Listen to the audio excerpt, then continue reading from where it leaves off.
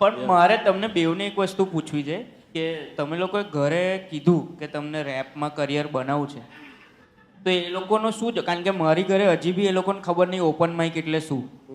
તો તમને બી એ કન્વિન્સ કેવી રીતે કર્યા તમે ઘરે કે આ બી એક ધંધો છે? અમારી પાસે તો એક્ઝામ્પલ માટે સુનિલ પાલય હતો, તમે કોનું આલ્યું?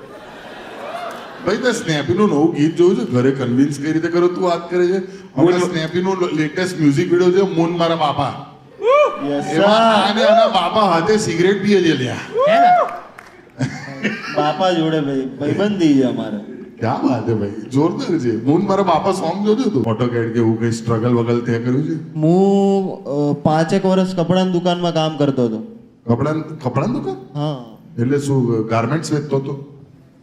હા, છોકરાઓના કપડા, પેન્ટ ટી શર્ટ ને એને. તો ક્યાં ઠક્કરનગરમાં જ? India colony, Bapunagar. હે? તો દિવસના કેટલા કપડા વેચતા હતા? તું રેપ કરતો હતો આમ કપડા વેચતા? નહીં એટલે મારું લાંબુ શર્ટ ને અમારું ઢીલું પેન્ટ. ઓ ભાઈ, that's a story to tell. એટલે દિવસમાં આવતા 3-4 કસ્ટમર આવતા, વધારે નતા. અચ્છા. એણે અભિબાસ ત્યારનું જોયું છે. એ 3-4 કસ્ટમર પછી હું રેપ કરતો હતો.